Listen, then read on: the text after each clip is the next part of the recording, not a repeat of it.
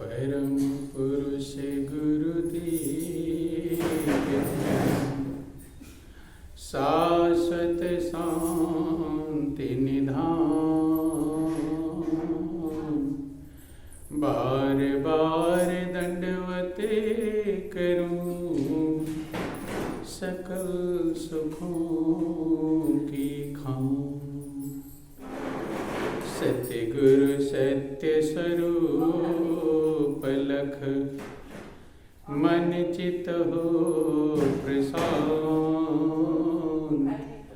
त्रिविधि ताप का नाश हो जीवन बने सुखांत। महाभयानक अरु कठिन भवसागर गंभीर। नाम जहाज बिठाए करे मीठी जन की पीर। मेरा मुझ में कुछ नहीं, जो कुछ है सो तो तेरा तुझको सौंपते क्या लागे है। बोलिए प्रेम से श्री गुरुदेव महाराज की जय। श्री सच्चिदानंद भगवान की जय। बोलो वृंदावन बिहारी लाल की जय। बहुत ही सौभाग्य का समय है कि उस महाप्रभु की असीम दया दृष्टि से हम सभी लोगों को इस सत्संग का परम पावन अवसर मिला है। वास्तव में जो शास्त्रों में वर्णन आया कि बिना सत्संग के मनुष्य के अंदर विवेक पैदा नहीं होता, कि बिन सत्संग विवेक न होई और राम कृपा बिनु सुलभ न सोई। दुनिया का विवेक सबके पास है, खाना पीना कमाना सोना। ये पशु पक्षी कीड़े मकोड़े भेड़ बकरियां भी जानते हैं।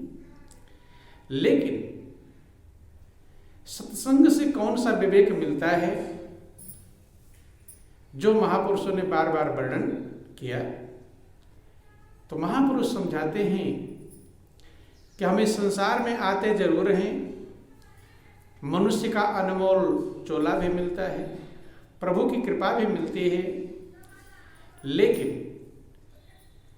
मनुष्य इस बात को समझ नहीं पाता कि आखिर में इस दुनिया में आने का हमारा मकसद क्या है, लक्ष्य क्या है, क्या करने के लिए हमें यहाँ भेजा गया है या हम पैदा हुए हैं, क्या उद्देश्य है हमारे जीवन का।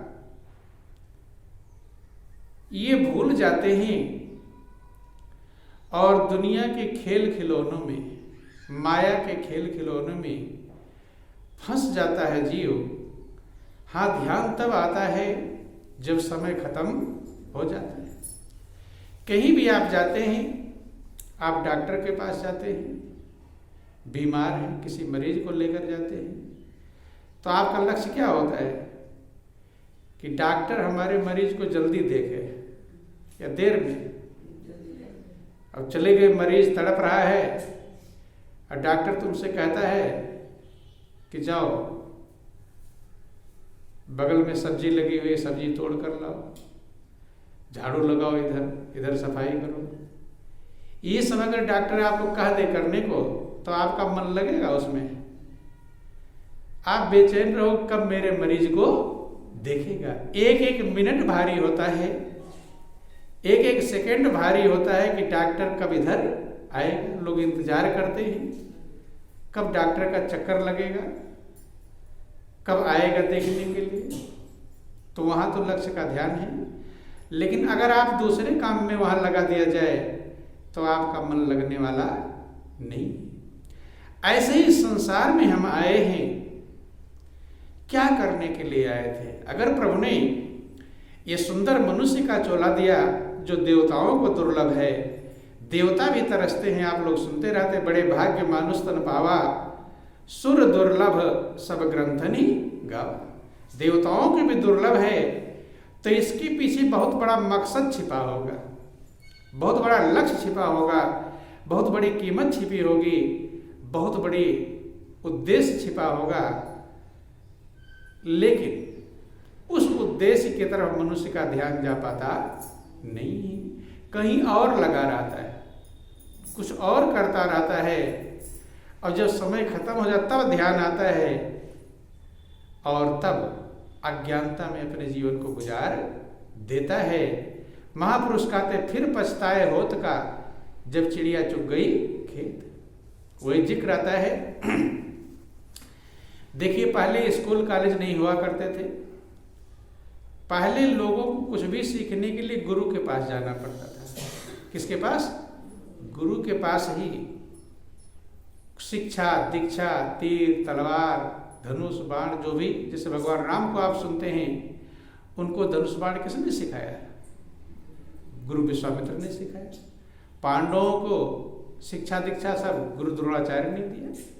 तो गुरुकुल में ही सारी व्यवस्थाएं सिखाई जाती थी, शिक्षा प्राप्त करते थे।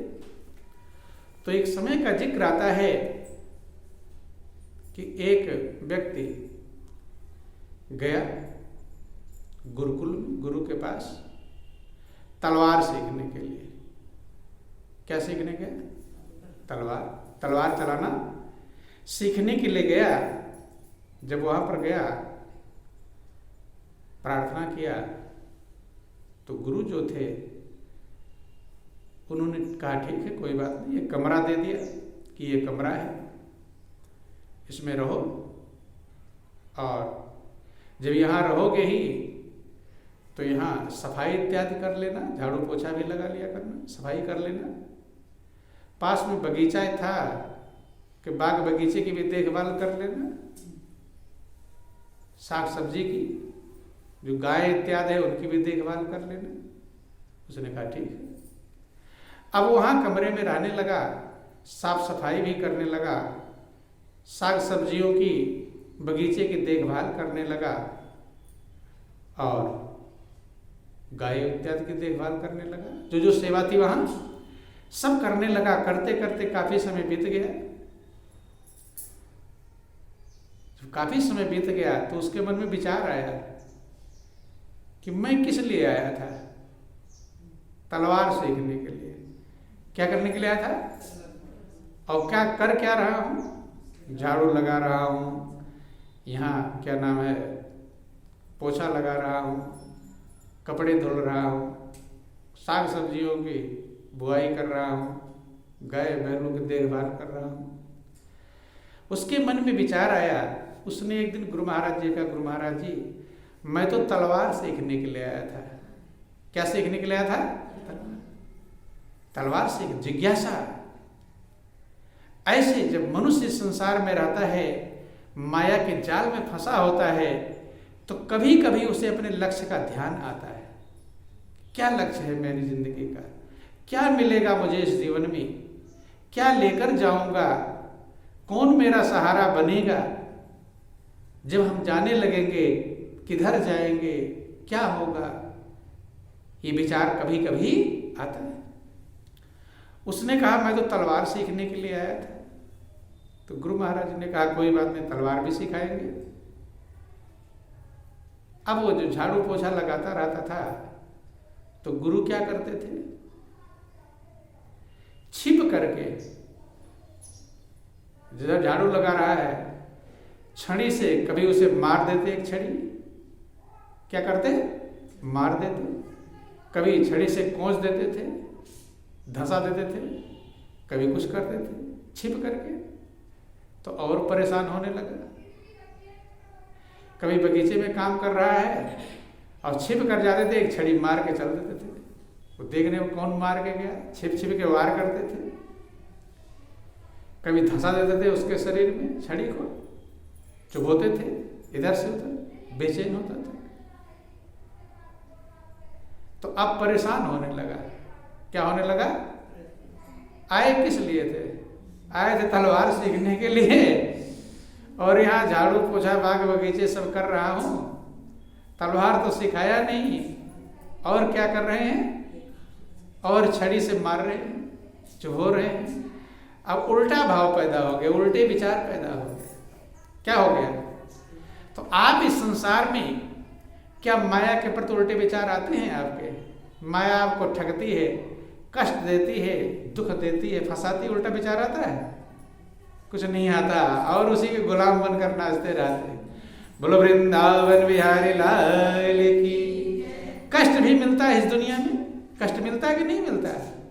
लेकिन यहाँ उल्टे विचार नहीं आते। यहाँ लोग ठोकर मारते हैं, कष्ट देते हैं, सब कुछ तो मिलता है।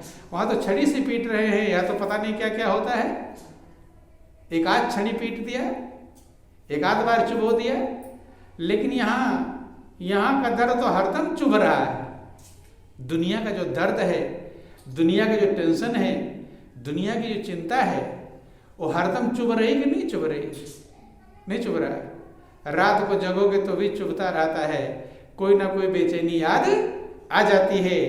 चुभने के बाद भी इसका हम विरोध नहीं कर पाते, इसके खिलाफ नहीं हो पाते और फंसे रहते। यही अज्ञानता है।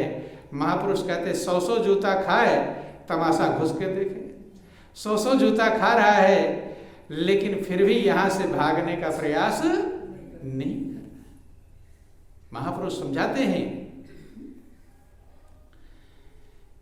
कि कहीं कबीर कैसे रहे रुई लपेटे आग। यह ऐसा संसार है, भाग सको तो भाग। ये संसार माया का संसार है, अज्ञानता का जाल है। इसे भाग सको तो भागो, अर्थात इस अज्ञानता से बच सको तो बचो। कहीं कबीर कब तक रहे रुई लपेटे आग। रुई आग को कब तक लपेटे रहेगी? लपेट पाएंगे? ऐसे तुम इस संसार में आप रुई हो, और संसार की अज्ञानता क्या है? आग है। अज्ञानता को अपने अंदर लपेटोगे तो जलाएगा ही जलाएगा। इसीलिए सारे संसार के लोग तबाह हैं, बेचैन। अब लेकिन वो था, उसे ध्यान था मैं तलवार सीखने आया था। आप भूल